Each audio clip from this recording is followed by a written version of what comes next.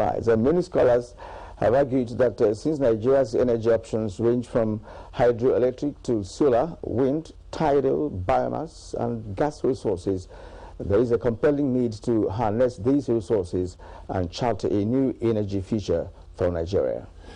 Good enough, the present administration is thinking along that line as typified about 3 million jobs to be created, rapid development of domestic utilization of gas, rejuvenation of the moribund textile industry, production of fertilizer, and marked improvement in the petrochemical subsector.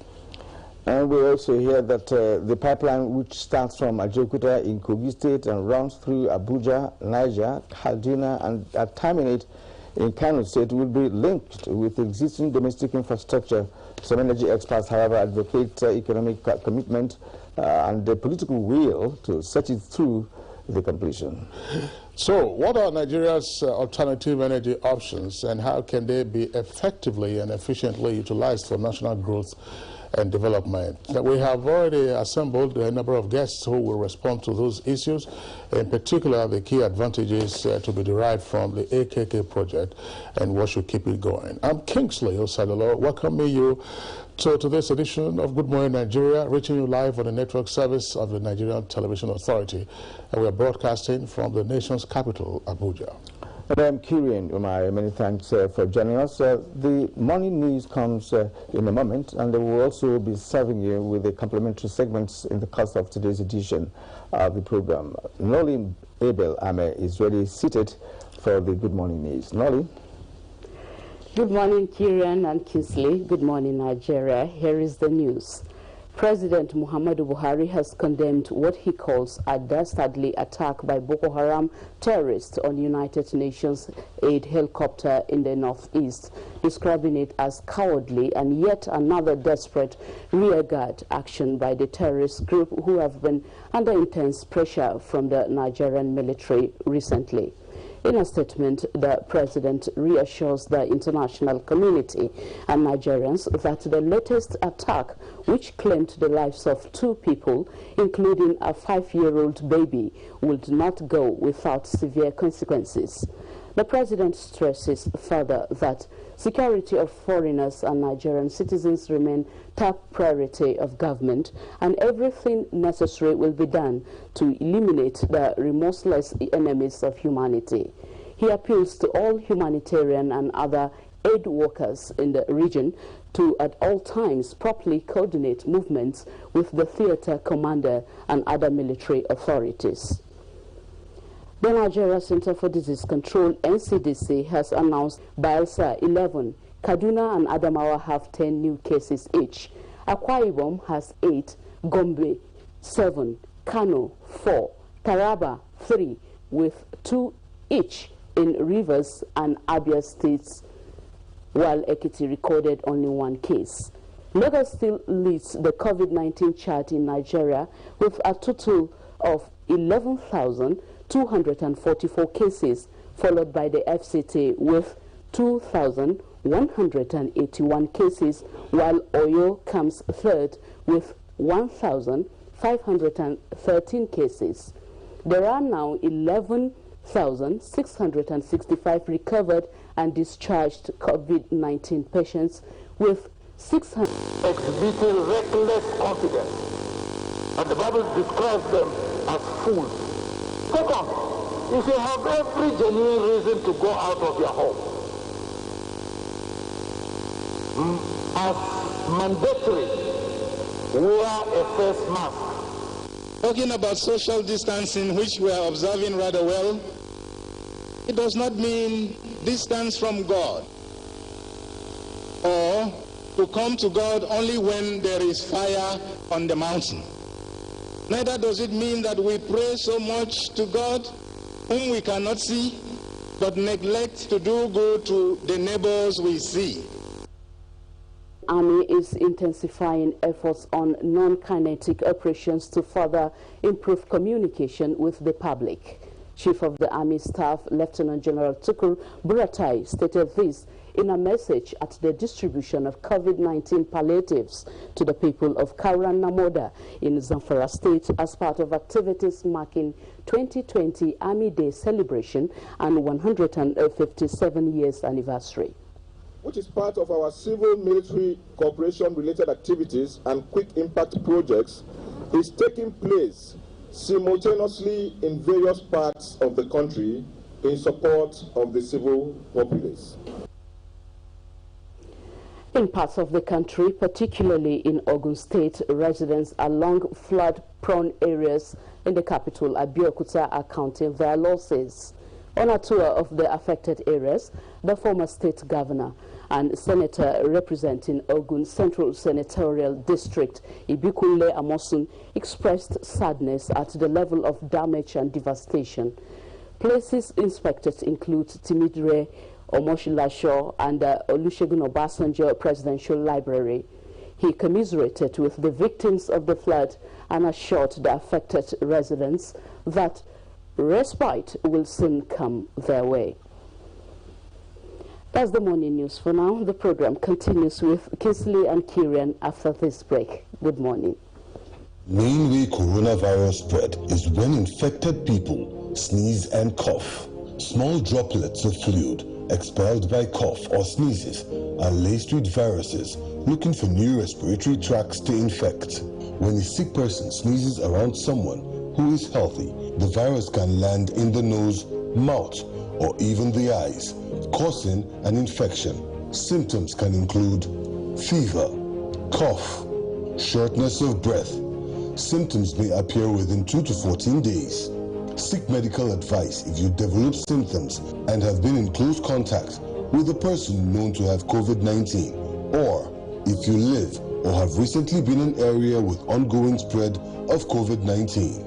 This message is brought to you by the Nigerian Television Authority, NTA, Africa's largest television network. Close-up deep action with antibacterial formula and deep cleaning gel keeps your teeth clean and protected. Close-up deep action. Enjoy long-lasting fresh breath and more.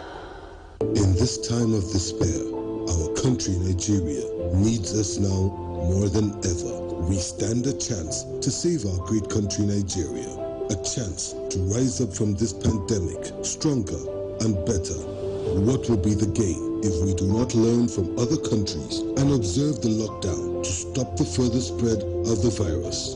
If we loosen our guards and allow this virus doom our very existence, then what have we gained?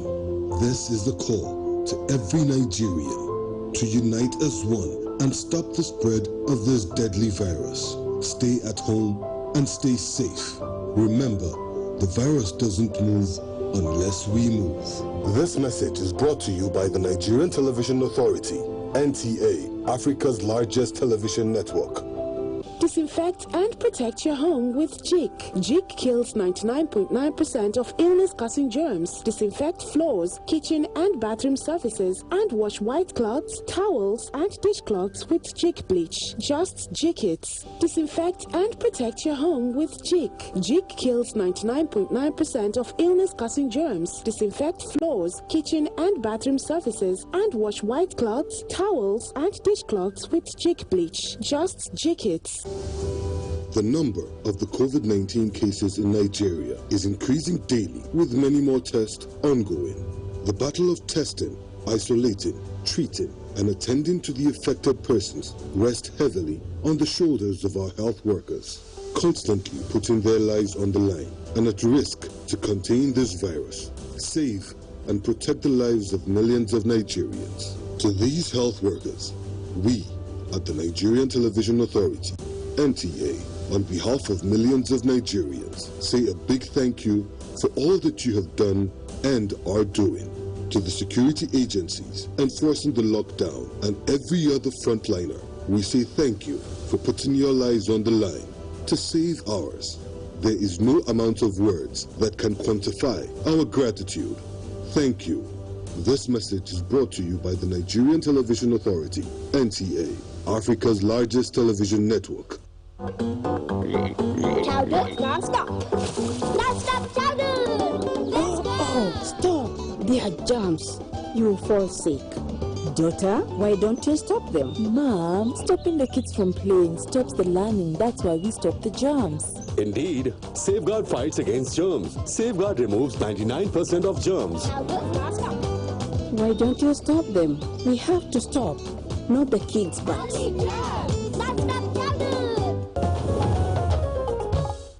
You're watching Good Morning Nigeria, reaching you on the network service of the Nigerian Television Authority. Now it's time for us to take some business news, and here is our correspondent, Chimaobi Walter Naji.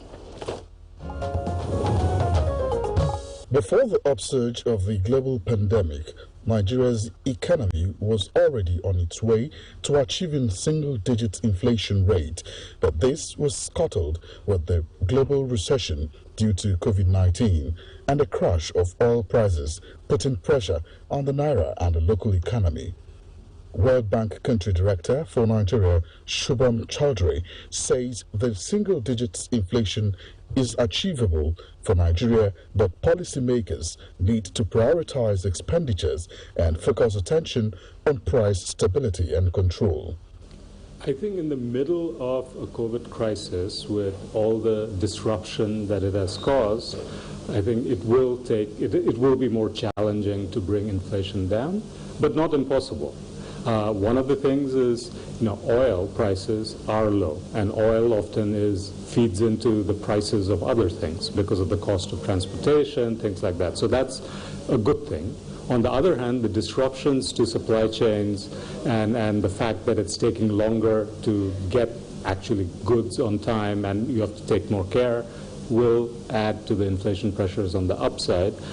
In another development, the federal government is developing a sustainable model that will encourage local production of automobiles in the country through building 3 industrial parks in the country to strengthen the sector through a public-private partnership arrangement. A couple of days ago, we met with UNIDO. We met with a number of other stakeholders, Bank of Industry, to see how we can move forward and finance these projects, because we envision them to be PPP. But nonetheless, we have already actually started the preliminary construction of the facilities at these parks. So government is showing commitment.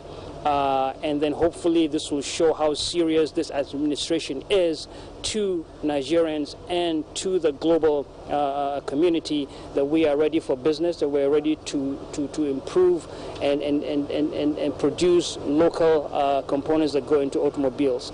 With business news, I'm Chimaobi Walter Naji. Thank you, Chimaobi, for that report. Next is newspaper review.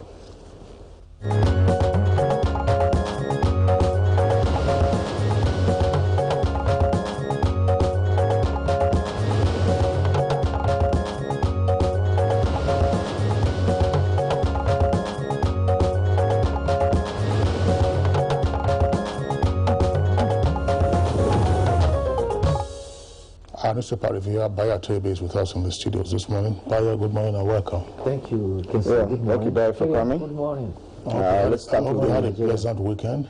Very restful, thank you. All right. Let's begin with the leadership newspaper from top to bottom. In major shake-up, NNPC redeploys top management staff, makes new appointments. And then COVID-19, the lead story, more states suffer drop in internal revenue. There are several riders to that. At national prayer, SGF Christian leaders seek God's intervention, caution Nigerians against reckless confidence. Global daily figure hits 212,000. Madagascar imposes lockdown. Reopening of schools premature, says ANAC think tank. Ghanaian president goes into self-isolation. Benue Varsity DVC, Zamfara NCDC supervisor die of the virus. Police arrest 121 for violating face mask order in Akwa Ibom. COVID donates 1.4 billion naira medical equipment, 26,000 test kits to NCDC. Oyo, Lagos discharge 147 patients. PMB vows decisive action against Boko Haram over attack on helicopter. That's on page 6. Now, at the bottom, after Shippers Council intervention, 320 trapped cargoes ready for export. 27 is where you get the story.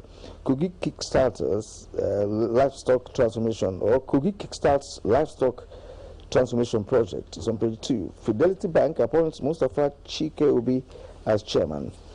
SARS statement on ending Boko Haram misinterpreted. That's on page 35. All right, so we'll take a look at the Punch newspaper. Punch above the nameplate says reps summon banks and others over $30 billion forex racketeering. That's on page 34. Try me if my alleged link with Hush Puppy is proved. That's according to Dogara, former Speaker of the House of Representatives. Ngige approved 3.4 billion naira NSITF training fund, says management. That's page 39. Wadumen, killer soldiers can't face terrorism charge before court martial, says Falono. Details on page 11.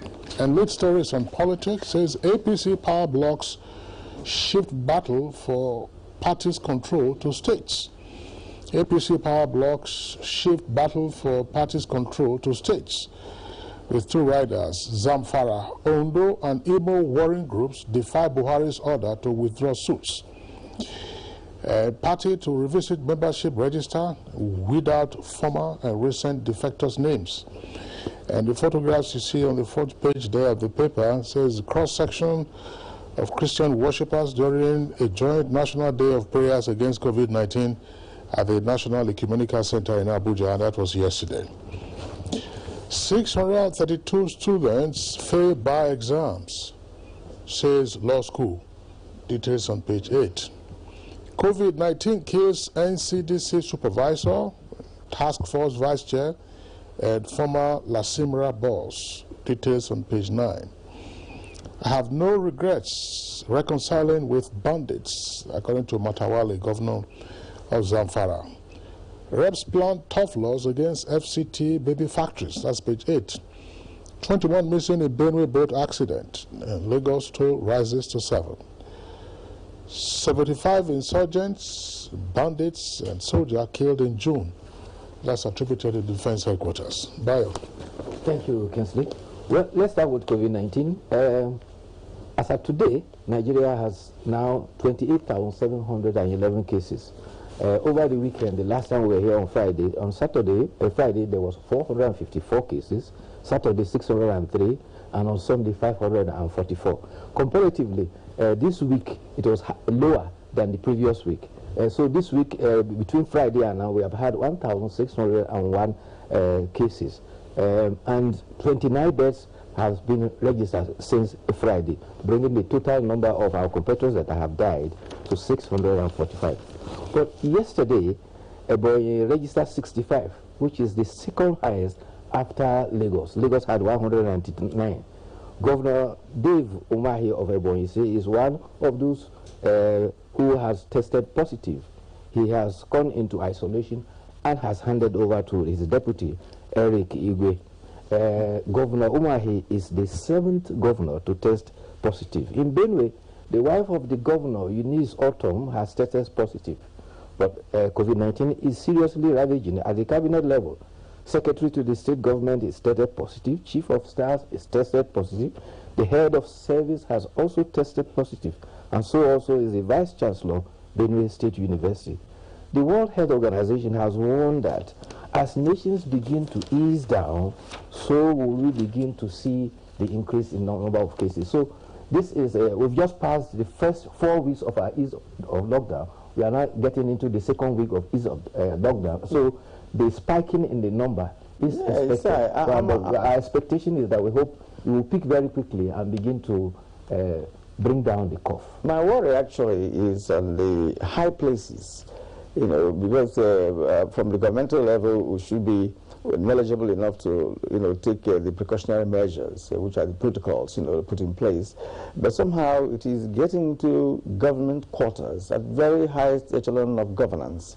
getting chief of staff, governor, governor's wife, staff, secretary of state government, and what have you. So I just wonder, did some people relax the distancing aspect of face mask aspect of this? Because I've been to some offices lately, and I keep warning some staff that I see, but they're just moving back, just as if nothing is happening. And I was saying, where is your face mask? He said, well, I have it in my pocket. It's not meant to be in your pocket, you know. It's meant to be your face covering your nose and your... So I was really worried that many people are not adhering to that simple protocol of wearing masks. A mask is everywhere now. It's not expensive. You know? There is a medical explanation for that. The medical experts say that high personalities that are testing positive is not unusual. It's because of their status and the media reported. That is why it is appearing as if it is unusual. It is often said that when beggars die, there are no comets seen. The heavens themselves blame for the death of princes. That's exactly what is happening. But they must have come in contact with somebody who has it. Certainly, if you have a chief executive of a state who is the arrowhead for fighting the war of COVID-19. And who doesn't wear Look masks? at governor of Delta State, for instance. He's a medical doctor. He knows all the protection and the protocol, but he is the arrowhead of fighting the war, and unfortunately, he became a victim. It goes to emphasize that COVID-19 is no respecter of person, and it is everywhere. That is true. I mean, just to restate the point, COVID-19 is a respiratory tract infection in the first instance. If we were to pursue your argument logically, are we likely to say that before COVID-19, those in government house or even at the presidential villa, did they suffer from common colds? No, I'm talking about exposure. Right. I'm talking about exposure. You know, a governor, for instance, should wear a mask. I know there are people in government that don't want to wear the mask in the first place. Because if you wear the mask, you have some level of protection. That's what I mean. So a governor doesn't make you to be moving around, you know, among people without wearing the mask. Without protection. Yeah, that point is noted. But after all, those who are in government house, they are human beings. They are only there temporarily. But it re-emphasizes the need for people to follow the prescribed protocols, wearing a face mask, using hand sanitizer, washing your hands regularly. And the risk that we all face now is that virtually everybody has relaxed. I don't know what the situation is elsewhere around the country, but here in the Federal Capital Territory, it's just alarming.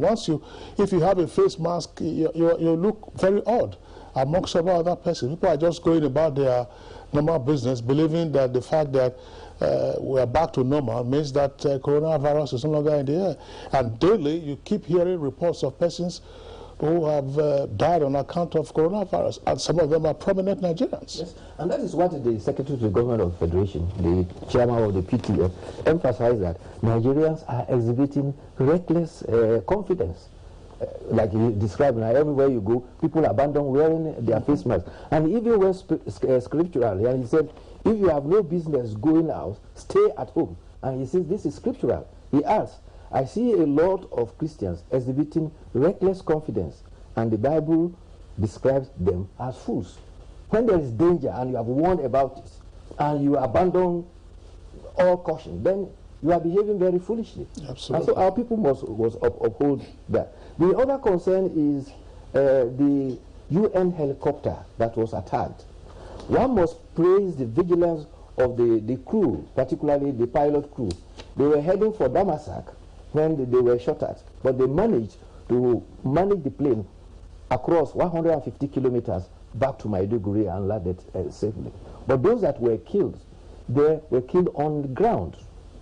And that is why the president has asserted that even in conventional war, humanitarian agencies, UN, Red Cross, health officials, journalists, are not supposed to be touched. No, terrorists don't. But they are dealing with criminals. Terrorists don't reason that way. What my even worry about that is that they have the capacity to fire, you know, surface-to-air missile. And I mean, if they have that capacity, then it is threatening indeed. You know, if they can aim at a helicopter, I don't know the kind of you know, ammunition or whatever armament or something that they use. So it means that they are somehow equipped to that level. The curiosity is fine. I mean, there are frequent reports of sorties undertaken by the Nigerian Air Force, taking out the camps of Boko Haram terrorists,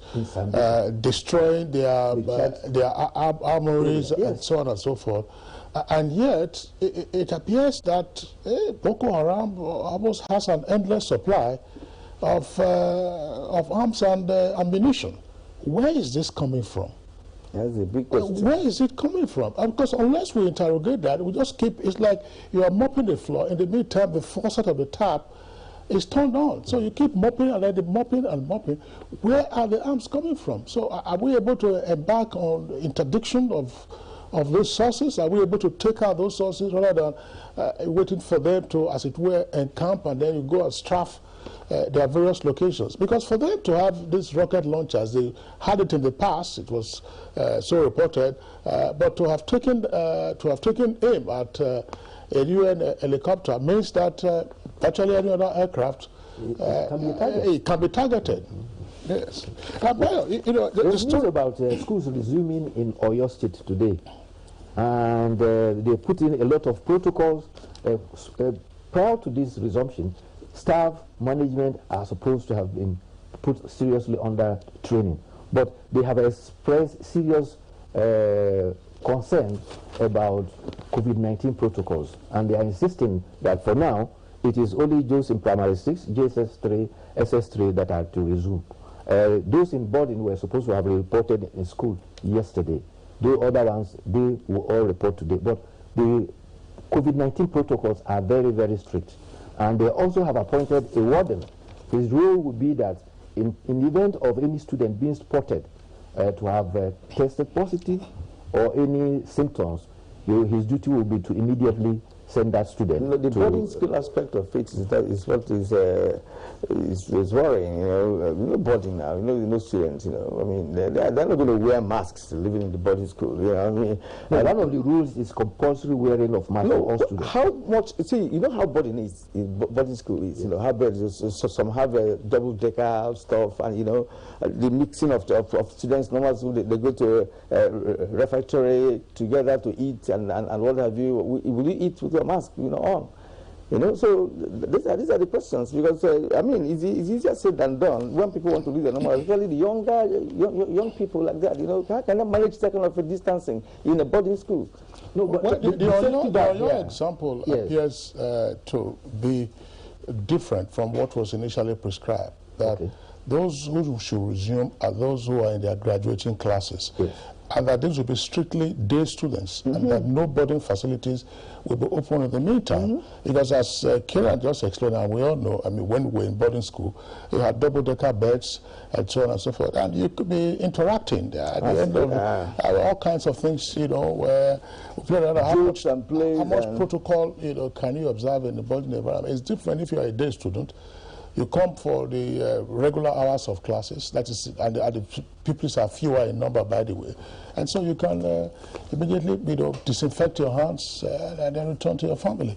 But there's a related story to that in terms of schools reopening, because it's part of the rationale for having schools to reopen. And the story is on page 11 of the Punch newspapers. It says, WAEC disowns viral WASC timetable. It says the West African Examinations Council has advised Nigerians to disregard the timetable for the 2020-21 senior secondary examination circulating online.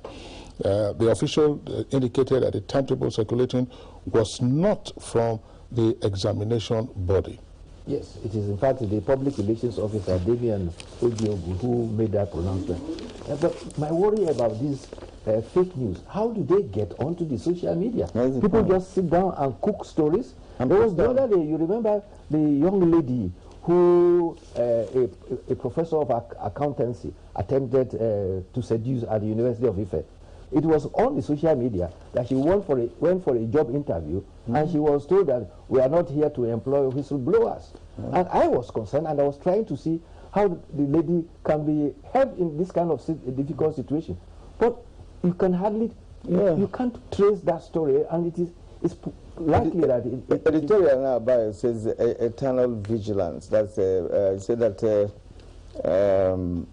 port operators must strictly adhere to guidelines as we await 13 vessels from COVID-19 ravaged countries. serious matter. Yes. The 13 vessels are coming from 5 countries, and the 5 countries are very endemic coronavirus countries. Listen to this. The vessel has visited United States, it has visited Brazil, visited India, visited Spain, and United Kingdom. And these are very endemic. And so, they are, and by the time they get to Lagos, 8 of them are expected to bath at Apapa, 4 will bath at Bonny, and 1 at Port Harcourt. So what the editorial is saying that the Nigeria Maritime Authority must make sure that the protocols for entry and disembarking from vessels are strictly adhered to, because we do not have the capacity to accommodate any reckless importation of cases. Yeah, without meaning to be disrespectful to the sailors who are due to land on our shores, we all recall that years past, before the advent of aviation and flights, shipping, therefore sailors, were the most potent sources of disease transmission from one part of the world to the other. Even in the 1929, fever, the Spanish flu. The Spanish flu. It was through ship, but then because you don't know how many planes do we have then? So it was through. I think the port health authorities must deploy immediately once these persons arrive, because at the onset of the coronavirus, we recall that there were a number of cruise ships in different parts of the world, and because some of the passengers had tested positive or were showing symptoms of coronavirus, a number of countries refused them, berthing rights in their various ports. The latest protocol, however, is that before anybody boards, they must be tested to be COVID-19 free. Before they disembark, they also have to be tested. All right, Bayo. We'd like to thank you for today's analysis. We hope to see you again tomorrow. All right, thank you. All right, so you're still watching Good Morning Nigeria on the network service of the NTA. And of course, we're going to take a break now. When we get back, we'll of course get into the conversation for this morning. The coronavirus, also known as COVID-19, is spreading at an alarming rate all over the globe, including Nigeria. With the number of infected persons in Nigeria increasing daily, prevention is better than cure. Coronavirus has no cure. The virus spreads from one person, who affects 2 persons, and by the time the affected person is isolated, the 2 persons have affected 4, and it keeps spreading. You must take preventive measures to save yourself and that of the people around you. Always wash your hands with soap and water. Put distance between yourself and others. Whenever you cough or sneeze, cover your mouth. Clean and disinfect surfaces. Stay at home if you're sick and contact the proper authorities. Together, we can cut down the spread of the coronavirus. This message is brought to you by the Nigerian Television Authority, NTA, Africa's largest TV network. Now believe this corona, if you touch black man, if you like, gather the whole Niger, come together, make a cough. Nothing. Which one you want? Give me V&D. I better get small pieces. How much you want to give her? Give me 200. Take your change now. You know what your change is? My people, this coronavirus, na serious matter. No, now wash your hands regularly. Come use alcohol-based hand sanitizer. If you no see water, wash your hand. Oh, make una sit down for house. You see this virus, so it no get leg. Now we dey waka krukere. No waka around make the virus for die.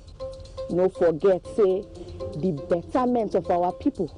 Now for your handy day. This message is from the Akinfade Foundation in partnership with the National Orientation Agency with support from MacArthur Foundation. For over 70 years, we've practiced healthy hygiene habits together. The world needs us to keep our fight going against germs. So let's wash our hands for 20 seconds regularly. Dettol. Protect what's worth fighting for. Coronavirus is real. Steps to avoid this pandemic. Wash your hands regularly. or sanitize your hands. Keep social and physical distancing. Avoid crowded places. Stay at home unless absolutely necessary. Don't touch your eyes, nose, or mouth if your hands are not clean. Avoid the spread of coronavirus. Coronavirus is real. Nigerians, coronavirus is dangerous. It can kill. When you see this sign, high fever, cough, shortness of breath, drowsiness, pneumonia, don't panic, don't hide, don't embark in self-medication. Promptly visit the nearest medical facility. Report all cases to the nearest hospital. Prevention is key. Avoid contact with infected persons. Avoid crowded areas as much as possible. Wash your hands regularly. Use hand sanitizers. Your life is precious. Stay alive. Live long, live right. This message is sponsored by the Federal Ministry of Information and Culture and the Nigerian Film Corporation. Nigerian Film Corporation, powering possibility. You clean your teeth every morning, but that fresh breath feeling just doesn't last. The answer? Easy. You keep your teeth strong and healthy and give your mouth long-lasting fresh breath with new Oral-B 2-in-1 toothpaste. It helps strengthen your teeth and gives you long-lasting fresh breath. So fresh, still fresh, and still fresh. Stay strong, stay fresh. New Oral-B toothpaste for strong teeth and long-lasting fresh breath. Enhancing national energy sector is the focus of our conversation this morning, and just before we do justice to the topic, here is Abdul Salam Jibril with the background report.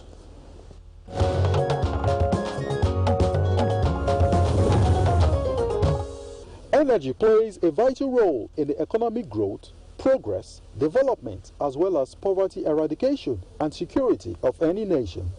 Energy supports the provision of basic needs as well as productive activities, including agriculture, commerce, manufacturing, industry, and mining.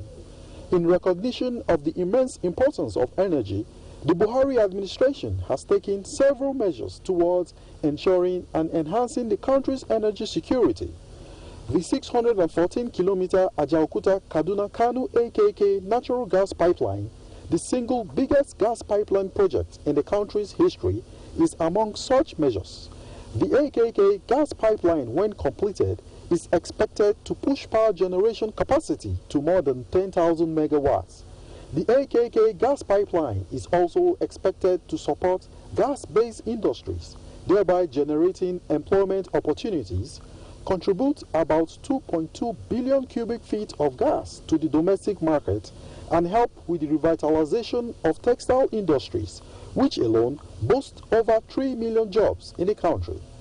However, seeing that 85% of the power generation infrastructure in Nigeria is fossil fuel-based, experts are advocating integrating renewable energy sources such as hydropower, solar, biomass, and wind energy into the country's stream of non-renewable sources of power generation.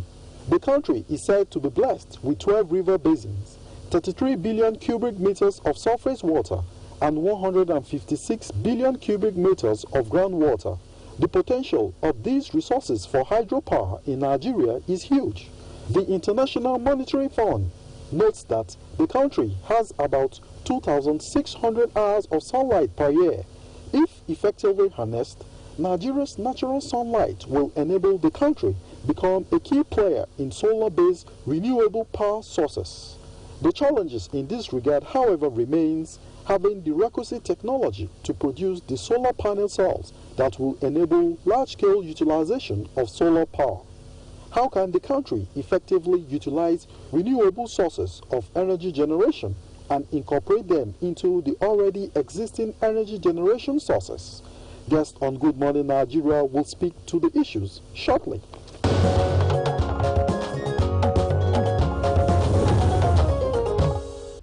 Many thanks, Abdul Salam Jubril, for that background. Now, joining us to discuss the issue in further detail, we'd like to welcome Dr. David Ige. He is a former Group Executive Director, Gas and Power of NNPC. He's now, of course, a gas consultant and CEO, Gas Investment Limited. Dr. Ige, pleasure to have you with us on Good Morning Nigeria. Thank you very much. Good morning, Nigeria.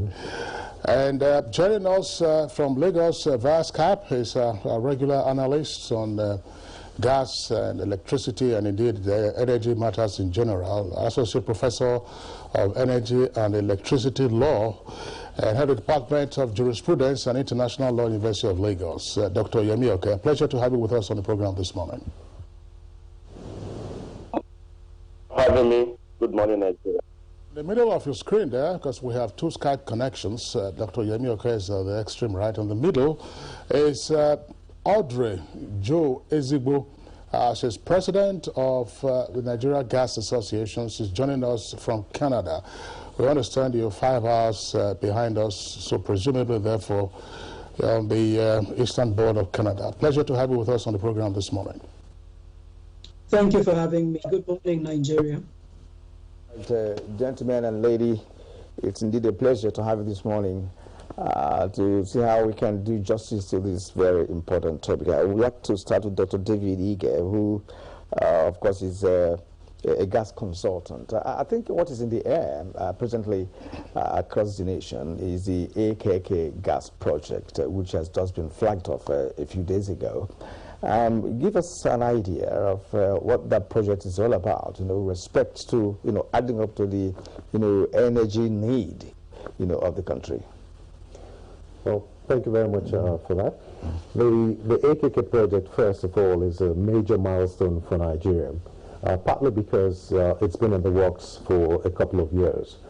It's a major part of a bigger program, and for the first time, we're going to be having a pipeline that is going to traverse the northern part of Nigeria. It's a 600-kilometer gas pipeline, and it's going to be bringing to the northern parts of Nigeria natural gas. The capacity of the pipeline is about 3 billion cubic feet per day at its peak. With that kind of gas volume, or even a fraction of that coming to the northern parts of Nigeria, we can see significant industrialization taking place. We can see improvements in power generation and a major impact on the economy of the northern part of Nigeria. Like you know, Nigeria has 200 TCF of gas or more, and our gas is essentially worthless to us if the geographically dispersed industrialization potential is not leveraged. So this gas pipeline is actually a major enabler in that process. Well, you say that it is part of a major network of gas pipelines we're supposed to have. Now, we do know that sometime in the past, that was under the administration of President Goodluck Jonathan, there was unveiled the Nigerian Gas Master Plan. How does this fit in, or has that gas master plan been revised? Because oftentimes we have a penchant, for revising projects and programs. No, you're correct, but actually the AKK pipeline is a major part of the Nigerian Gas Master Plan. The Gas Master Plan as a project basically aimed to diversify the economy of Nigeria, leveraging natural gas. So in the plan, there was a major infrastructure blueprint that was advocated. The major part of that blueprint was the expansion of the Escravos-Lagos pipeline, which basically was to be expanded from 1 billion cubic feet per day to 2 billion cubic feet per day. There was also the OB3 pipeline, which was to connect the eastern part of Nigeria with the Western EPS pipeline as well, which also is under construction and due to complete this year. And then the third part of it is the AKK pipeline, which was to extend from the south, from Ajaokuta to the northern part of Nigeria. And the fourth segment of that infrastructure blueprint connects the Ukwu end of Nigeria in the Akwa Ibom area to the Oben node as well. So when all these pipelines are completed, essentially you have the backbone for gas transmission across Nigeria. So yes, you're correct. This is still part of the gas master plan and a very crucial part. And I think it's actually worthy of mention that the current management of NNPC could bring this to fruition at this point, because this is a very difficult time, like to bring new projects to life. But also, more importantly, recognition of the effort of His Excellency President Buhari, basically to make sure that despite all this being on the plan, it is actually coming to fruition now as a major project for Nigeria. All right, let's go to Canada, where we have Audrey Joe Zibu, president of Nigeria Gas Association. We've listened to Dr. Ige and his analysis. And of course, as we rightly pointed out earlier on, Nigeria has trillions of cubic feet of natural gas that has been underutilized for decades now. And with the action taken by the federal government with respect to the AKK, there is a high hope, that there's going to be improvement in this area. Now, to what extent can the utilization of our gas resources change our economic fortune?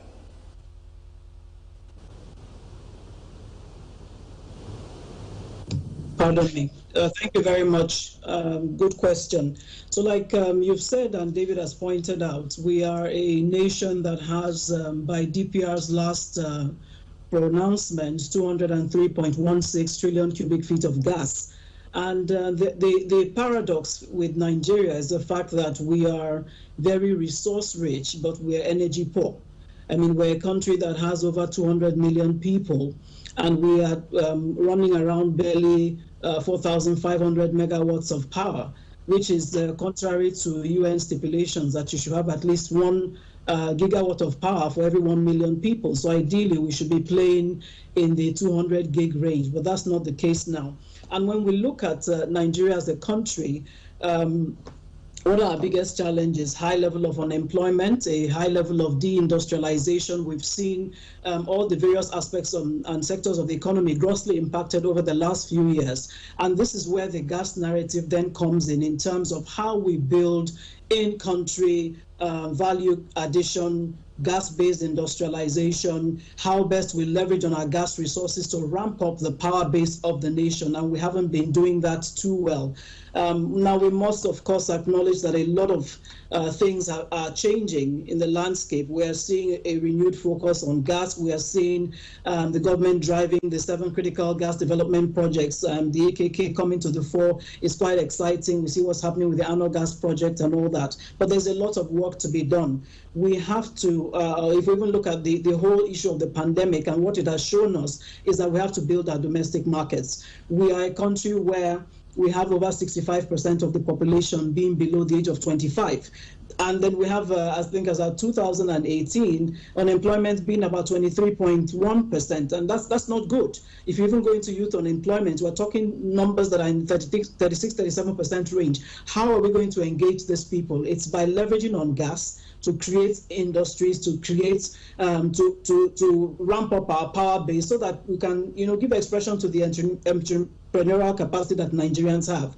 So that's really what it is. And of course, looking at how we enable various sectors, from the agricultural sector, the auto gas sector. I mean, gas is just such a robust resource that can be deployed towards different areas of productive activity in the economy. And I think that is the narrative and the discussion that we have to keep pushing, especially at this point in time. Thank you. All right. Excuse me. Thank you very much, Audrey, for your initial comments. Let's bring in now Dr. Yemi Oke, Associate Professor at University of Lagos.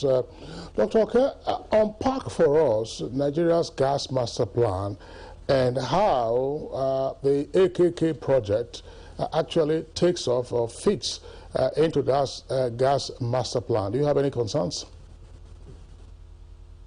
Thank you very much. The AKK project is a welcome development, no doubt. But from the point of view of reality, I mean, talking about business realities now, I'm not as optimistic. One, definitely in the gas master project, there is need for our expansion of our gas infrastructure, and particularly to ramp up as the gas generation for purpose of the power sector, as Audrey rightly mentioned, no doubt. But I'm looking at it from a different angle. I'm asking about the bankability of the project. Will this project be, or does it have the capacity, is it capable of translating into another success story like the LNG? 2, is it viable? Is it viable in the sense that if gas is generated, if it's produced, who will be the off-takers? Who are we going to be selling this gas to? Along that axis, I don't see much happening in terms of profitability. And I want us to be careful as a nation so that we don't deploy projects for purposes of maybe certain emotional consideration. No doubt there's a felt need to increase the level of gas production in Nigeria. But if the target is gas production solely for the power sector in Nigeria, I will have my doubts because the power sector is struggling with a lot of things. What will be the unit price of gas so produced from KKK? We're still grappling with gas pricing as we speak. David will attest to that. There is no incentive for gas producers to keep producing gas without being able to recoup their investment with good yield. So we need to look at that angle. So I would rather look at the business side of it, the bankability issues involved in that, and if gas is produced through the AKK pipeline structure, are we able to channel the gas for targeted industry, power, manufacturing, immersion testers, and at what rate? If the project be able to pay for itself, or we're going to be deploying from the pool, inadequate pool of our natural resources to get subsidized, unless we've been able to cross the T's and dot the I's, and that we're sure that this will translate into another success story like the NLNG template, then we really need to rethink, because it's huge investment. It's huge investment at this point in time in the industry of the country. But are we taking the right step? Will the market be able to absorb it? Or we're actually going to start looking at how to, of course, export it? Another challenge is this. Where are we going to get the gas from? The gas essentially will come from the south, and you and I know the challenges of the zones where the gas will be produced before being channeled through the pipeline. A number of visuals, no doubt, is a good project, laudable project, and gladly is 100% financed by the contractor. So that gives me a bit of comfort. But then, are we able to get to where we're going by the template? So we really need to be sure that the market is able to absorb it for power, and Nigerians are still, assuming we have adequate electricity in Nigeria, are Nigerians ready to pay appropriate tariff for such? Because producing electricity from gas will definitely lead to jacking up of tariffs slightly. And we're still struggling with the issue of tariff, cost reflective and service reflective tariff. We've been playing with a number of terminologies: cost reflective tariff, service reflective tariff. And the power sector is still essentially problematic. I rather would target manufacturing sector, the agri-business sector, the textiles, and other sector of the Nigerian economy. Then, as to power, if consumers will be able to pay commercially viable tariff rate for such electricity, because this is a huge investment and it must. Let me pause for now. Yeah, okay. Actually, you see, you're not pessimistic or something, but I'm hearing some of the challenges you have raised, for the first time, since this project was commenced. And of course, we have also known that it was conceived about 12 years ago. So the government at that time had something in mind, before it conceived the idea. But because, of course, As we know it, not all projects embarked upon by government, some of them are not even started in the first place. So people talk about generation of additional 4,000 megawatts of electricity from that. And all these states that the pipes run across have been jubilating, because it's going to add up to their economic activities. We have the domestic utilization of gas in some places, creation of 3 million jobs, rapid development of rejuvenation of the moribund textile industry, production of fertilizer, and drastic improvement in the petrochemical subsector. Don't they make sense? Because we're now looking at the viability of this project and the necessity for it and how it can impact positively on the Nigerian society.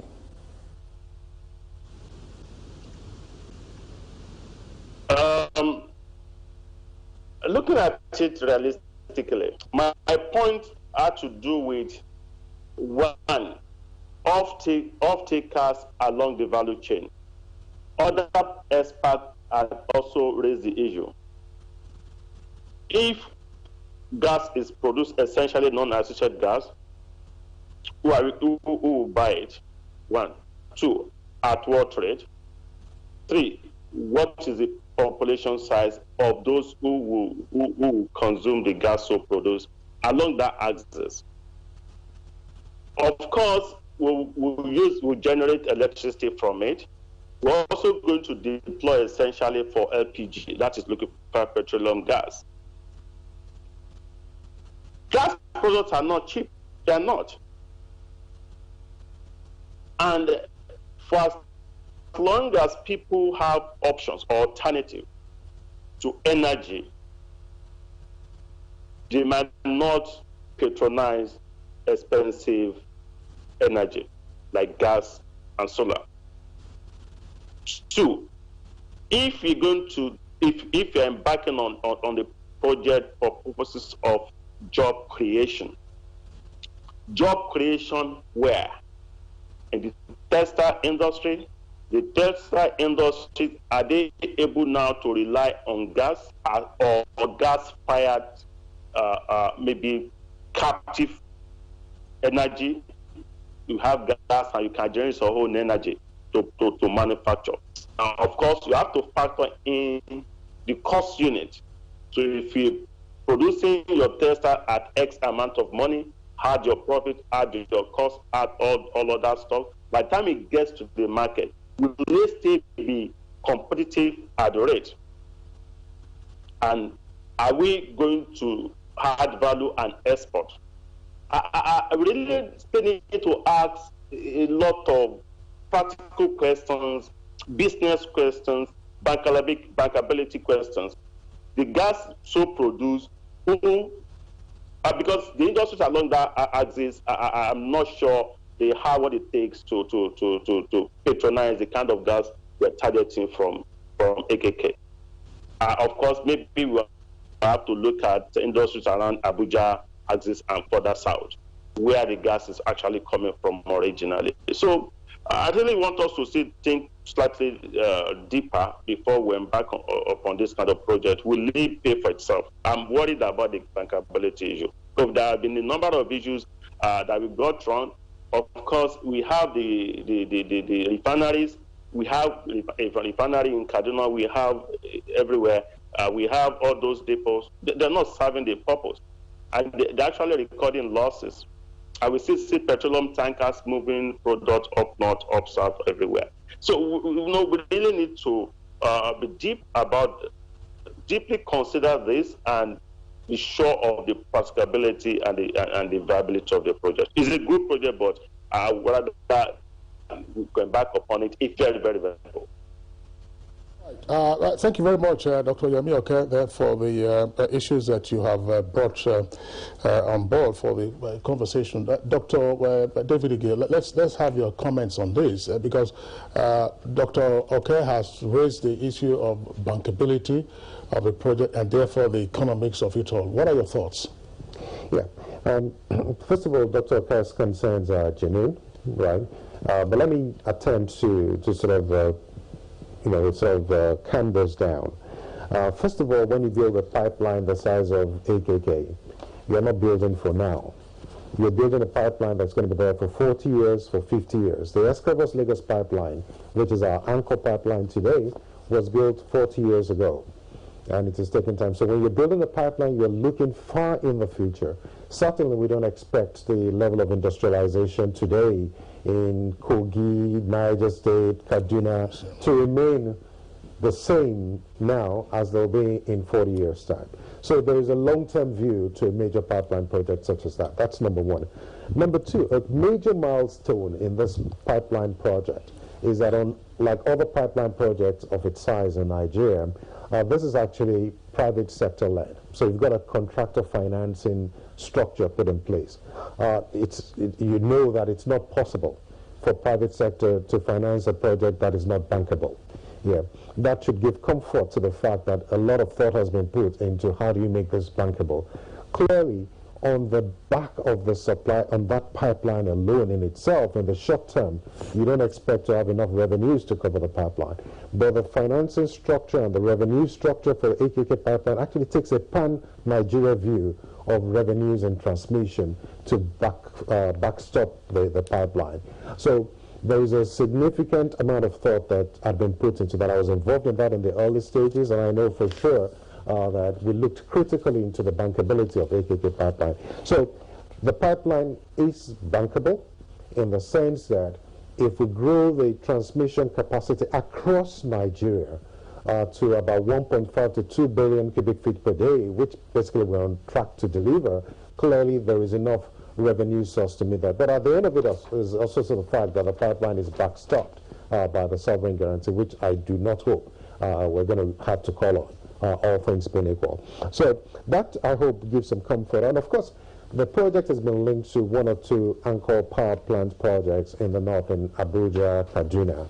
I understand the issues about the power sector challenges now, but recognize that if these challenges are still there in 3 years' time, in 4 years' time, in 5 years' time, then we have a problem far bigger than AKK pipeline, to contend with.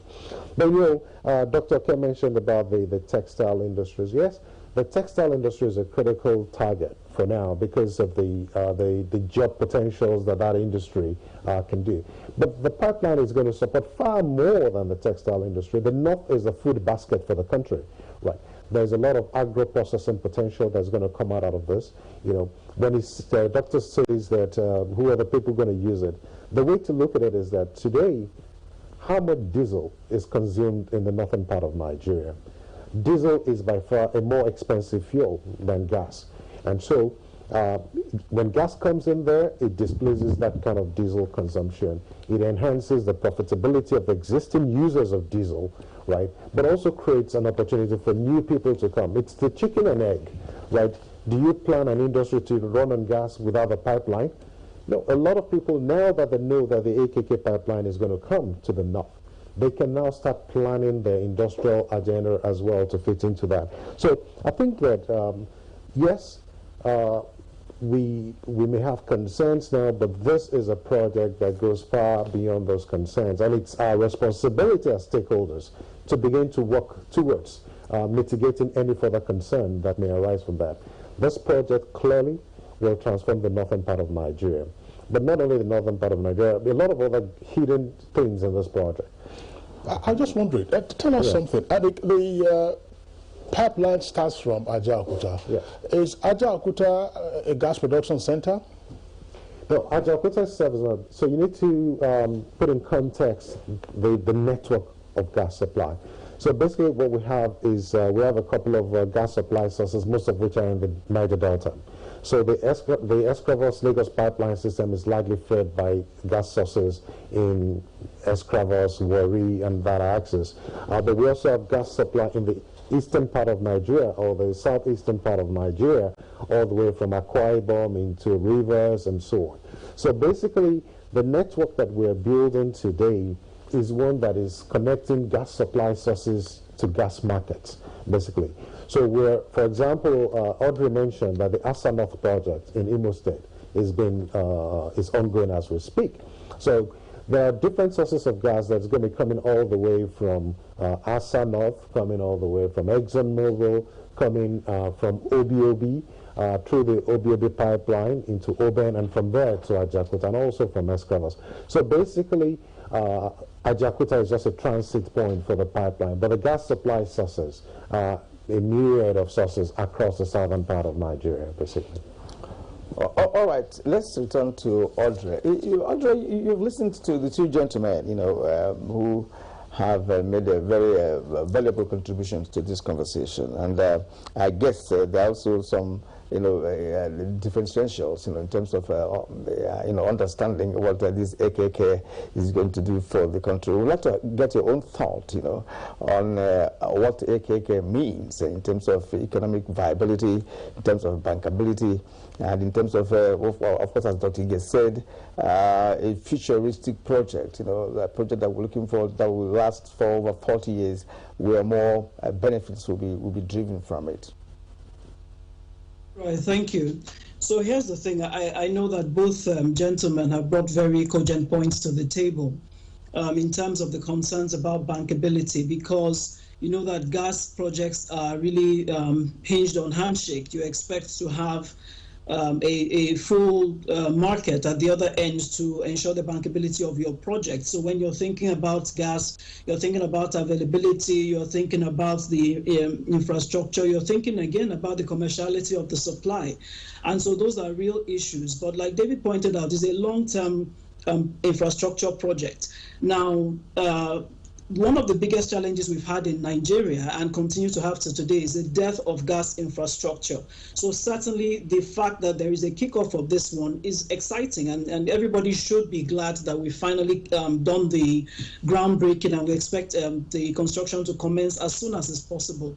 But it's not going to be turning things around overnight, and it's very clear we have to understand this, that it will take its time to be constructed. It's going to take its time for the volumes even to ramp up to where we begin to feel a very significant impact in the long run. But I think that when Dr. Emi was speaking, he raised some points around who are the off-takers. And so there's an imperative for us, beyond looking at the pipelines, the infrastructure, we need to be looking at the markets. So this is not just about the industries and the manufacturing concerns, though that's a very good point for us to be looking at. Not just the industrialization of the North, but even how industries across Nigeria have been impacted in terms of their ability to operate at full capacity or at reasonable capacity in the first place. So we have to be looking at the markets and asking, do we have a credible offtake at the other end? Do we have the kinds of volumes that would make sense, not just on the main pipeline, but the expectation really is that all tee off from the AKK, you may have other private investors that come in to do other distribution networks that tee off from those pipelines to go and feed maybe identified customers, be they commercial customers, industrial customers, whatever it may be. The idea is that, will the numbers make sense? And those are the things, the questions we're asking. Will we have the volumes? Will the numbers make sense? The same sets of issues that are currently plaguing the gas industry as it is, will those things have been resolved to create a more enabling landscape for anyone who is looking at how to tee off? Oh wow. It looks like this is back. All right. AKK as a standalone project. We're looking at all the other ancillary issues that surround enabling any gas project, whether it's a distribution project, whether it's a transportation or a storage project that will kick off and tee off from the AKK. Do those things make sense? And if they don't, what are the imperatives for us to put in place before that project is completed? I also just want to touch also on the issue of the power sector. Yes, because there are many challenges in the power sector that we know about today, and tariffing is just one. There are other structural issues, there are just so many things, but tariffing is just one. But to say that the reason power continues to be important is because when we talk about gas in Nigeria, as we may know, gas is providing about 80% of the back resource for our power generation. Therefore, when we're talking about power, there's a direct effect on the gas industry. Okay, so when we're looking at a pipeline like the AKK, where we expect the bulk of the volumes in the shorter term to come from would be the power sector. Or we make sure that at this point in time, we start to also put in place those GBIs, the gas-based industries that can take large volumes of gas as feedstock, whether it is the polyethylenes and the fertilizer plants and things like that, if they make sense in that axis. So we still have to then look at what are the things that are not working in the power sector. In this time while construction is going on, can we make sure we address those things? Otherwise, it's almost like we are positioning this project to fail. So I think both positions are right. However, if we are working both sides in concert, the project is going on because we must ramp up infrastructure. And then secondly, we are dealing with all the other issues around the gas industry in Nigeria, trying to resolve some of those legacy issues and new ones that are unfolding on the commercial space. Then I think that there is a good hope for us to see for this project to not just see the light, but profitably so. I'll leave it at that for now. We're not going to leave you alone now, Audrey. I will return to you. Let's draw from an experience we know in the Lagos area. Because about 15, 20 years ago, we saw that gas infrastructure pipelines were being developed in the Lagos area, particularly to the heavy industrial areas, Oshodi, Apapa, axis and parts of Ikeja, I believe. And some of the industries have already tapped into the gas supplies to power their machines and equipment. Of course, I know of one newspaper house on the Apapa Oshodi Expressway that powers its plants, using gas, but there are always issues. Now, as a gas association, I wouldn't know whether this is part of your remit. What has been the evaluation of that, if it was a pilot scheme, or if it's a full market that is operating now, what are the issues arising from that? Is there customer satisfaction, or there are lessons that we can take from that to feed into the futuristic plans and issues that you have also identified with regard to AKK? All right, thank you. So no, that was not a pilot project. In fact, what we have is that we have gas distribution pipelines that are crisscrossing the greater Lagos area, Ikorodu, Agbara, Ota, some areas of Aba, Port Harcourt. And so in the Lagos area, we had different types of industries, some of the bigger ones, some of the smaller ones who have connected to the gas networks. They've been using gas for over 22 years, thereabouts now. And the experiences have been different. So one, you are sure that there was a displacement of what was a very uncertain energy landscape before, where people were doing either diesel or mostly LPFO or at that point in time, and there was irregularity of supply. You could never tell what the price would be, so planning was an issue. There was a lot of pilfering, there were quality issues with the fuel, and gas came in and displaced all that. Gas is cleaner, is more environmentally friendly, it requires less maintenance, less cost, and so on and so forth. And because when it was introduced, it was benchmarked against the cost of LPFO. So there was also significant savings at that point in time. Now, things have evolved over time. There are sometimes constraints around supply, sometimes disruptions, but those disruptions usually come from the main line.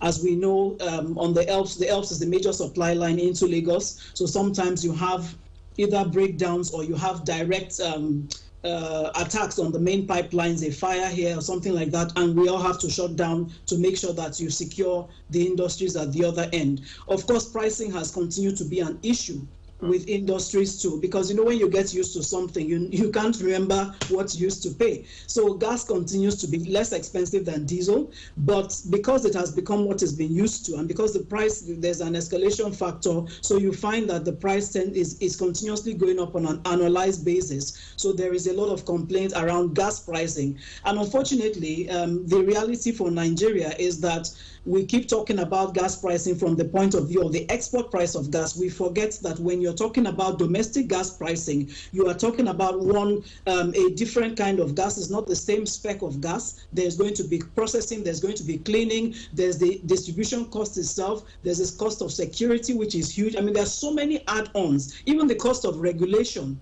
in the domestic space is a ridiculous cost, right? So you find that all in all, at the end of the day, you are seeing a gas price on the domestic front that is higher. That said, it is this same infrastructure provided by these companies that have enabled most of the industries to still be in business today, because their overheads have been grossly reduced till maybe in some cases 40, 50, 60%. Okay, so they're able to increase capacity, employ more people, and stay in business effectively. Many of them have ventured out to open even new lines of business, new factories, and so on and so forth. So that has been good. What will be the lessons going forward if we're looking at a maybe doing a distribution along the AKK? First and foremost is that the reality is that we have to address I would say, first of all, the commercial agreements that are in place.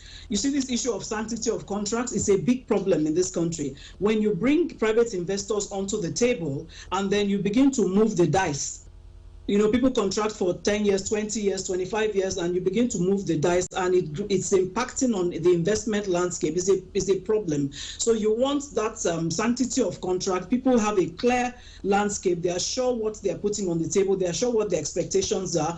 The pricing framework is clear. And then the markets, you have to understand that as the private investor, the volumes are what guarantee your investment. And many times those volumes, honestly, the market is not really there.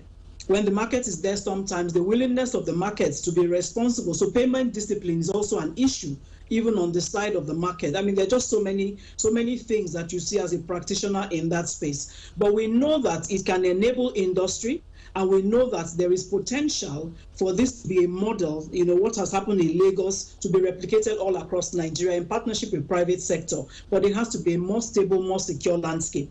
So I think that's what I would say for now, that it's a good model, and it has brought a lot of value in terms of industrialization. And this is probably why a project, not probably, definitely why an AKK is important, because the same kind of industrialization we're seeing down in the West can also happen across the entire Nigeria. But we need that backbone infrastructure, and we need the molecules to move all over the country, and then the rest is for partners to come in and deploy even into the commercials, the residentials, and all the other avenues that are there for gas utilization. Yeah. Let's go back to Professor Yemi. Okay, Professor, okay, you've listened to Audrey there. Of course, he's the head of the Gas Association of Nigeria, and of course, she has been able to do some explanations. Even people like me may not totally follow because of the technicalities and what has been able to explain. But you may have been in a better position to understand that.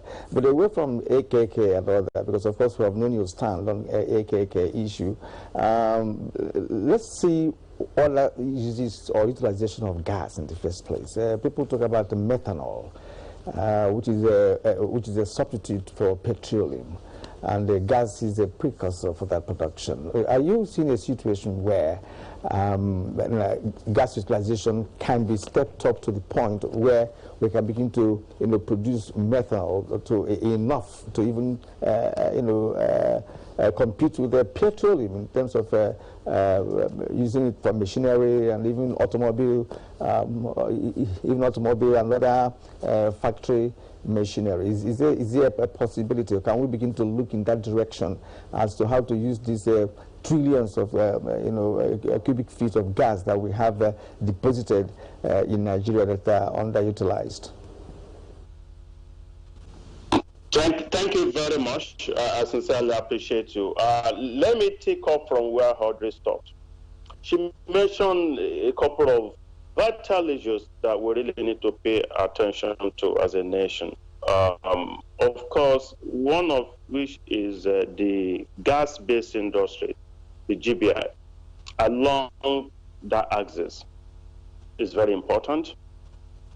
She also mentioned the issue of pricing. Gas pricing is key. I know Dr. Gay also struggled with that fact as a stakeholder then. I mean, when he was engaging the stakeholders as to appropriate pricing. There can never be an appropriate pricing for gas in Nigeria. Nobody can pay actual value of gas, because we know this is an internationalized product, and it's not cheap. It takes a lot of investment to get it on board. I think the surest way of ensuring appropriate utilization now, large scale, is power. the power sector. And I have my worries like everybody. Most, if not all, power projects in Nigeria are still challenged. There are a lot of visuals.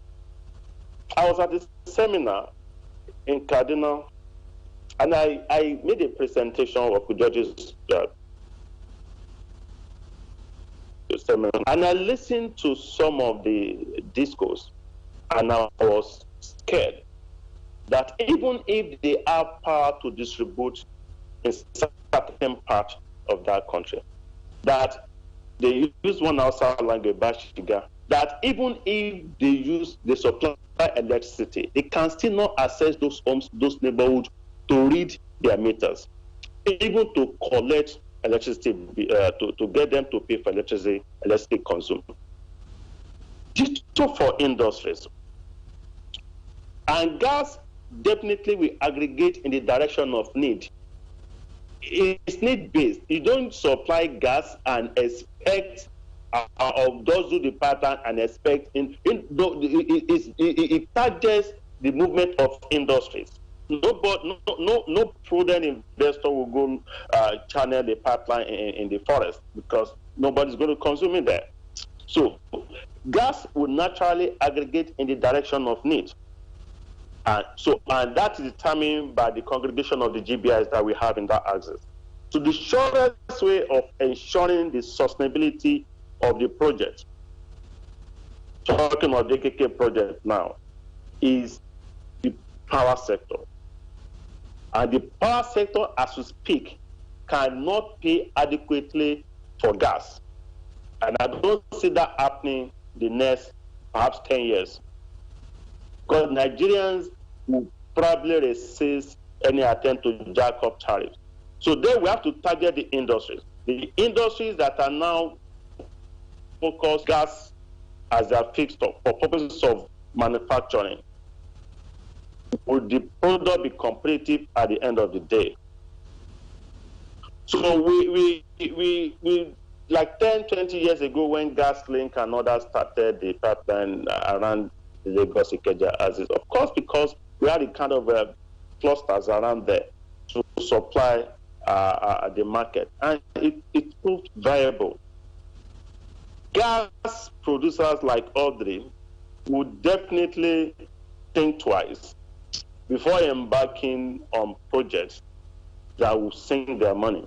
So these are expensive money. Are they going to borrow money for the project at globally competitive rates in terms of dollars? And except the project can pay for itself.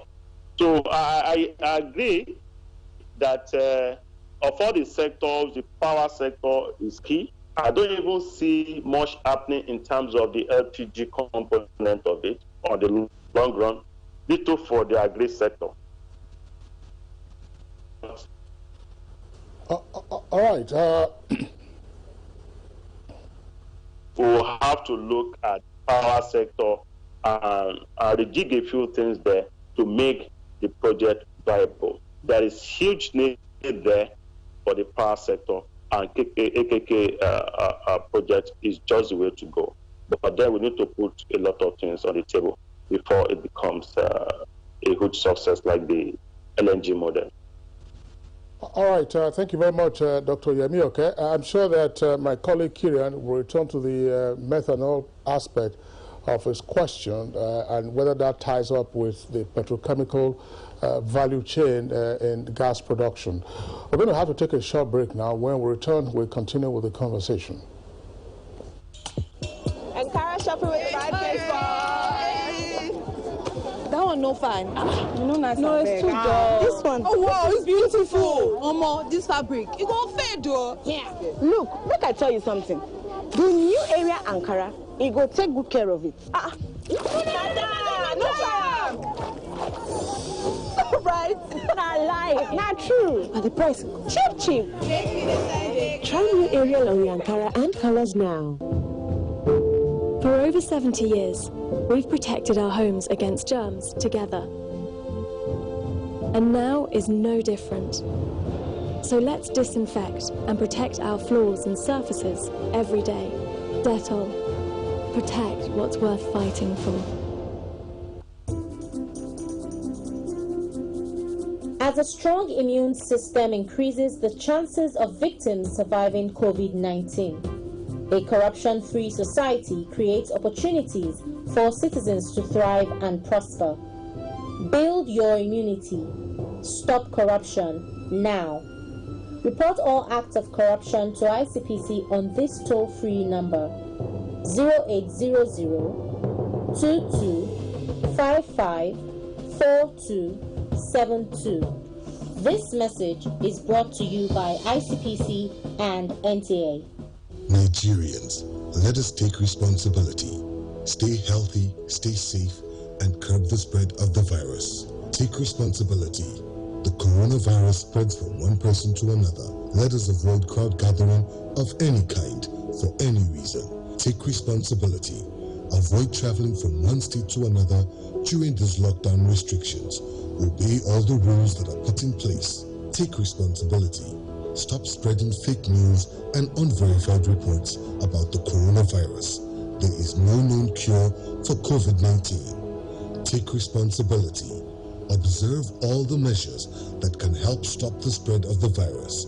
Together, we can do this, but only if we take responsibility.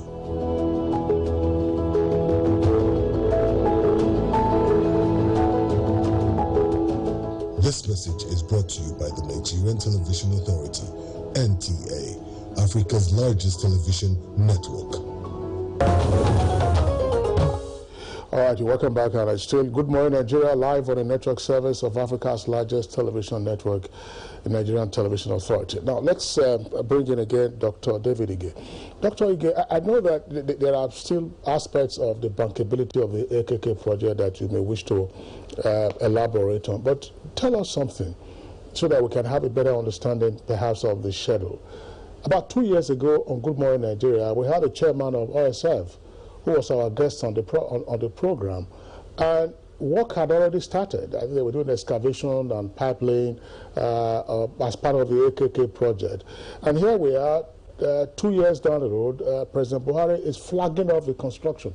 How does this, I'm trying to make sense of the scheduling, and then what's the completion time? You have a sense of what's playing out? Okay, I'm not exactly sure what also might have been referring to 2 years ago. Clearly, I don't think this project started 2 years ago because the financing was still being developed. But I know for sure now that things are now beginning, some pipes are now being put in place to kick off on an accelerated basis. So yeah, clearly the kickoff now coincides with when I expect real work to start on that project, basically. But in terms of completion time, the estimate given by the contractors is about 2 years. So I reckon that, and the project's been split into 3 groups, into 3 clusters to allow that to happen. So it's possible that within 2 years, segments of that pipeline will be ready. How much of it will be ready at the end of 2 years, I cannot say, but I believe that within 2 to 3 years, a significant portion of the pipeline will be ready. That's good. All right, and then bankability. Yes, I think bankability continues to be a recurrent issue, but I think it's important to separate the bankability of the project from the project being able to deliver the potential in terms of economic development in the north and wherever it traverses. Coming to bankability, like I mentioned earlier, and as far as I recall, and I believe that's the case now, this project was conceived specifically around private sector financing or contractor financing. And in order for that to happen, it is actually predicated on revenues coming in on the entire pipeline infrastructure in Nigeria. What that means is that if you put a fertilizer plant in Lagos today and gas is flowing through the Escravos-Lagos pipeline, the revenues coming in through the pipeline for that project contributes to the pool of revenues that will be used to finance the AKK repayment. So it is a pan-Nigeria infrastructure revenue pooling, right, that has been used to do that. So it's not necessarily on just the projects on the pipeline itself, but pretty much any project in Nigeria that contributes to the pipeline is contributing into the pool of revenue. That does not negate the fact that there is a need for projects on the pipeline itself. if there is anything we all concur on, is that the power sector challenge is a major challenge. And I mentioned earlier, if in the next 2 to 3 years this challenges still persist, then we have a bigger problem as a nation. So clearly that problem has to be solved. Secondly is the fact that if you look at the gas master plan and the subsequent policy evolutions, the infrastructure is one part of many things that have to be done to make the sector work. Audrey mentioned some of them, the network code, the price, all of those things are all going on in parallel. So it's not one thing that's going to deliver the goods, it's a combination of things, all of which are ongoing. And then I'd like to come also to the point on methanol, which was raised earlier. I think this is a very, very valid point on methanol. You know, the gas policy in Nigeria envisions 3 key areas for gas.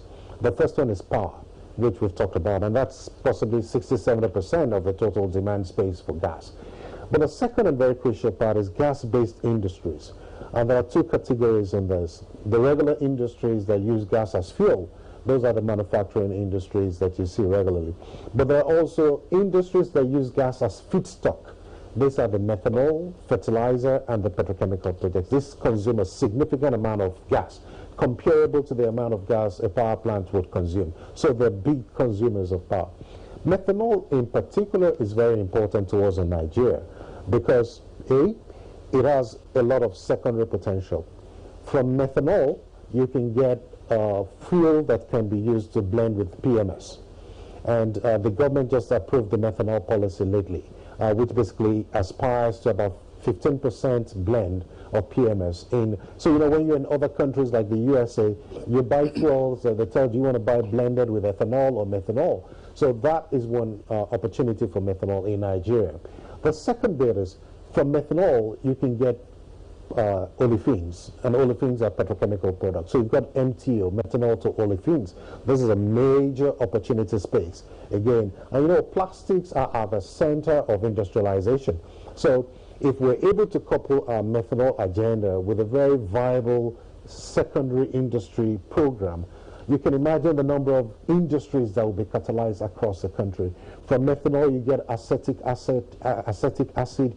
There are so many other secondary products, industries that come from methanol. So, to put in perspective, if you had a small-scale methanol plant, which has a feedstock of about 35 to 50 million cubic feet per day of gas, right, which is relatively small amounts in this case, right?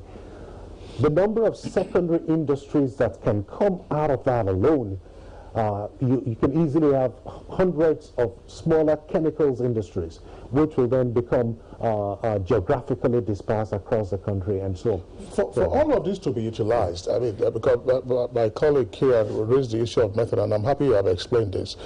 The anticipated benefits, do we have a business community that thinks along these lines, that says, look, these are potential opportunities for us to exploit, rather than just focusing typically on importation and importation and importation? Do we have business persons who can see these opportunities and therefore begin to plan ahead for them? You're very correct, and that's why I said that over the next 2 years or so, there's a lot of work that needs to be done in terms of advocacy, in terms of communication, and so on and so forth. The import substitution potential for us, if we can displace chemicals coming into the country for industries, is humongous, basically. So it's important for the Manufacturers Association, for example, to know that there's going to be a methanol plant coming on stream in the next couple of years. It's important for the policy on pricing to be strategic enough in order to make sure that when that methanol industry comes in, it's able to confer downstream benefits and pricing to the other secondary industries that are going to come in as well. So there's a whole lot of activity. There needs to be collaboration with the Ministry of Industries, the whole range of things. And you know, when Audrey talked about how do you feed secondary industries, this is the time for the state governors basically to start thinking about industrial clusters, industrial parks along the trajectory of the pipeline, so that when secondary distribution companies want to build the pipelines, they're not snaking around the town looking for industries. The industries are organized, they're clustered, and they can come together. So we have time. We have 2 years now ahead of the pipeline being delivered for all the stakeholders to work together to make sure that this time around we are not caught unawares when the pipeline arrives on ground and we get the benefit. Yeah, I think I like that aspect. You know, we're developing clusters and parks along the trajectory of the pipeline, because as at 2 days ago, many communities, you know, were jubilating, you know, because the pipeline is going to run across the communities. They're believing that there are many economic benefits, you know, drivable from that. Let's bring in Audrey once more, and I want to speak on the issue of methanol, because we're looking at a gas value chain now. Of course, we've been flaring gas for God knows how long, and that is not a good story to tell. Talk about methanol and other gas value chain that this country can benefit from. We've been talking about diversification of the economy. Here we are. We have gas, at a very high level. Yet, you know, we are relying just on the PMS, or the petroleum, to, of course, feed the economy. What else can we do? Methanol, or what else? Just speak to that. And let's mention the amount of revenues that have been lost, the opportunity cost of not having done that. It's really unthinkable, but it's good that we're bringing it to the table now. So what can gas do for us? Essentially, just about everything. Gas is an enabler of so many different industries. So when you're talking about gas-based industries, for instance, one of the things you look at is fertilizer plants. Nigeria has the potential to feed Africa. We know this. But what's the problem? We issues around fertilizer, we're still doing very subsistence level farming. So whether you want to look at it from the point of view of fertilizers, or look at it from the point of view of generating the kind of power that will enable us now get into proper food processing, food storage, and creating a big export base out of our agricultural resources, that is something we need to be looking at. We talked about transportation. So yes, there's gas you can use for your auto gas is a big industry, and now I'm happy that in the last couple of years a lot more conversations are coming to the fore around auto gas. Given the population we have in Nigeria, given the amount of fleets, given our propensity to travel, you know, we like to move around, then it makes sense that we should be able to knock off some of the white fuels and just bring in gas to be able to run, especially our fleets, our construction vehicles, our taxis, even our kekes. We see this in other countries. So that's a potential area as well. Now, of course, I don't want to talk about power again. The issue of the polyethylene, you have to look at that, the multiplier effect. Because any one of these sectors you look at, it's not just the particular industry itself, and I think David has said this as well, it's that there is a creation of other feeder industries that supports that value chain. So it just sort of catalyzes other areas of endeavor, other areas of production. Okay, so I think that whether we're talking about gas, LPG, or we're talking about compressed natural gas, or we're talking about LNG, we can just do so much with gas. We have hospitals, we have airports, we have huge hotels and commercial concerns that are busy burning diesel, whereas they could be running on gas. It's more efficient, it's less expensive, it's more environmentally friendly, and so on. So that if we look at that issue of displacement, the substitution concept, we see that we can literally be saving ourselves so much money and earning so much more, and then we can focus on exporting whatever liquid fuels that we do have. Okay, so these are just a few of the potentials that are there. Gas is that one thing that creates a multiplier effect wherever it's applied, and it's not rocket science. We've seen this done in so many other countries. If you look at Trinidad and Tobago, for instance, and look at what they have done with their natural gas in that tiny country, how many naphtha plants, how many ammonia plants, look at the volumes that they're exporting on a day-to-day basis. This is a huge revenue potential for Nigeria, and it's time that we did, the right sets of things in a very concerted manner.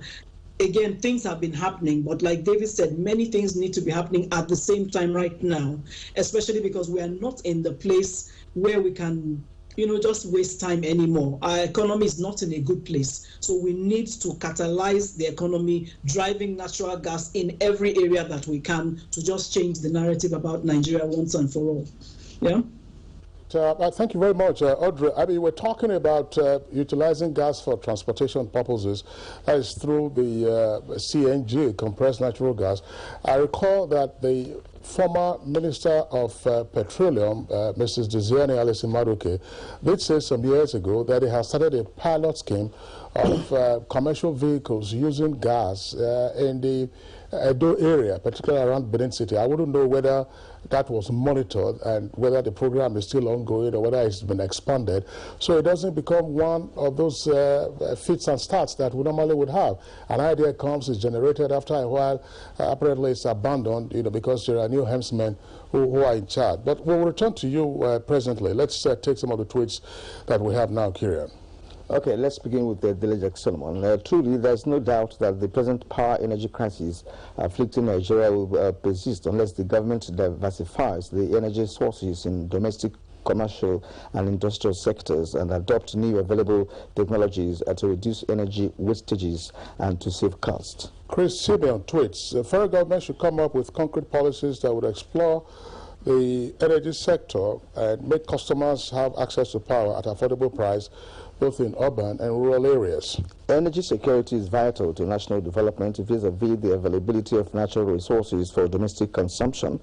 Access to cheap energy has become essential to functioning of modern economies. In Nigeria, we are blessed with petroleum products that is free from sulfur. Hence, we have to utilize these resources effectively. An increase in the cost of energy can put people into energy poverty and leave them choosing between paying for energy or other essentials such as food. Energy insecurity also leads to power cuts. Okay, first is Akimbo. Energy security should be a key priority for federal government because prosperity depends on it. Sadly, the importance of energy security to economic growth has been taken for granted for decades. Government must invest in broad, diverse and flexible energy system if we must have energy security. Law Alpha say the only way energy can be secured and effectively managed is to declare a state of emergency of the power sector as it was done in telecommunications, bringing on board competent international companies while government regulates. Law Alpha C, sorry, that's what I just read. Yes. Motana Farouk, Nigeria's energy security can be enhanced through a collective commitment devoid of corruption and sabotage. Adeniro Adetayo, the country needs an inclusive energy policy. The policy should be comprehensive enough to address issues such as security, and the policy should be economically sound, technologically suitable, and politically acceptable and environmentally sustainable. Abdul, the AKK project should be seen as one of the most important projects of this administration. I hope a lot of study have gone before embarking on this project. I expect a lot of industrialization to follow at the end of the project.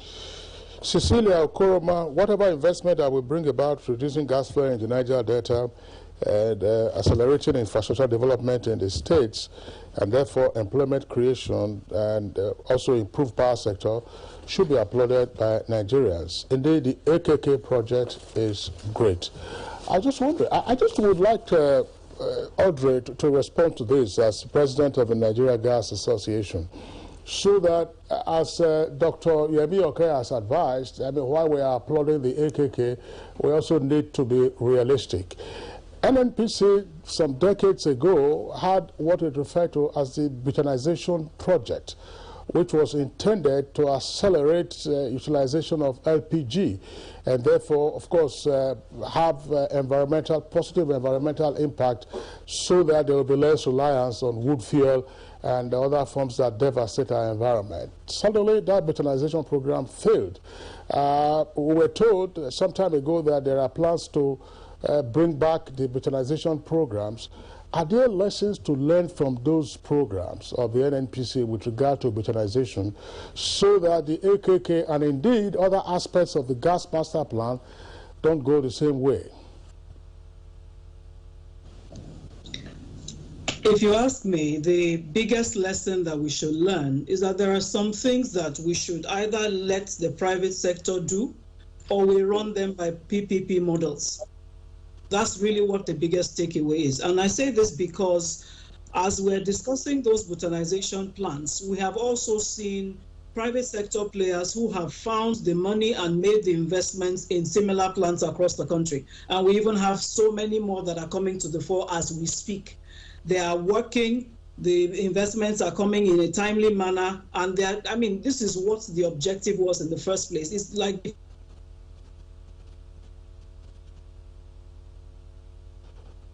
All right, sorry, we're frozen there. Dr. Yemi, okay, still with us, Vascat from Lagos. I would like you to speak to this aspect of the bituminization program that failed, because it was supposed to be a catalyst for increased use of LPG. LPG is standing for liquefied petroleum gas. That's the common gas that you and I use for cooking. Thank you. Thank you very much. The botanization project sought to the coming on board of 11 plants in Ilorin, in Kaduna, a number of places in 11 locations in Nigeria. But as Audrey said, that was public driven. It was driven by the government and it was challenged. Then at some point, they were also thinking of the cylindrization project. Cylindrization project was a sister project to ensure that the LPGs are packaged in Nigeria. Or that also failed substantially. But I think the sector has gone beyond that, because a lot of private sectors are now in botanization, including cylindrization. They've taken over the LPG. I don't think we have much by way of challenges there. But I think what really is the challenge is clusters, industrial clusters, and parks. And the good thing about the AKK project is also the fact that the pipeline is also intended to serve as a feedstock for power and new petrochemical facilities, which is, of course, planned along Abuja, Kaduna, Kano, and Katsina. But when will those come on board for purposes of the AKK project? Because I said the project, the gas project should aggregate in the direction of need. It should be a model. The model will have been like, we have these clusters and parks in Kaduna, Katsina, Kano, then we are channeling, reaching out through gas pipeline, AKK model, and the rest. But not that there will be AKK project, then we now start to look for clusters and parks. That to me is one of the challenges. Of course, also Audrey also pointed that out. But as she said, I would rather the private sector will be on the driving seat, driving all these initiatives, particularly botanization, as they are doing in the case of AKK, which is 100% contractor finance. Well, gentlemen and lady, I'm not sure we have time to take your closing thoughts to Dr. Ige. What we have time for now is to appreciate your insight on this conversation this morning, and also thank you for coming. Dr. David Ige, the former Group Executive Director, Gas and Power, Nigeria National Petroleum Corporation, NPC, and now gas consultant. We thank you again for coming. And from Lagos, Dr. Yemi Oke, an Associate Professor of Energy, Electricity Law, and Head of Department, Jurisprudence and International Law, University of Lagos. It's been a pleasure talking to you this morning. And Vasca from Canada, Audrey Jo Ezibu, we thank you immensely for coming. She's the President of Nigeria Gas Association. Thank you once again. Now, let's take sports. Sergio Ramos scored the only goal for a second consecutive game as Real Madrid beat Atletico Bilbao to move closer to the La Liga title. Ramos slammed home a penalty just as he did on Thursday against Getafe after Dani Garcia fouled Marcelo in a decision given by VAR. He has now scored 5 goals in 7 matches, all wins since the restart. Defending champions Barcelona took the gap to 4 points when they beat Villarreal 4-1 on Sunday night. Real Madrid's win over Atletico Bilbao was a game of few goal-scoring chances, with Thibaut Courtois making only 1 save. Courtois became the first goalkeeper to keep 7 clean sheets for Real Madrid in a single La Liga season since Francisco Buyo in 1994-1995. Zinedine Zidane's side only need to win 3 of their remaining 4 games to secure a second La Liga title since 2012. And in England, Southampton recorded a shock 1-0 win against dominant Manchester City side at St Mary's in the Premier League game on Sunday. The defeat means City boss Pep Guardiola has lost 3 consecutive away league games for the first time in his managerial career. City remains second on 66 points, while Southampton moves up to 12th position on 43 points in the league table. Earlier on Sunday, newly crowned champions Liverpool bounced back from their loss against City as they emerged 2-0 victors over visiting Aston Villa at Anfield. Villa are currently in the relegation zone in 18th position on 27 points. All right. right, so that does it for us today at Good Morning Nigeria. We appreciate your tuning in. The program returns tomorrow, same time, 7 o'clock in the morning. Until then, stay safe and be well. I'm Kingsley Osadolo. And I'm Kirian Omari. Have a wonderful day.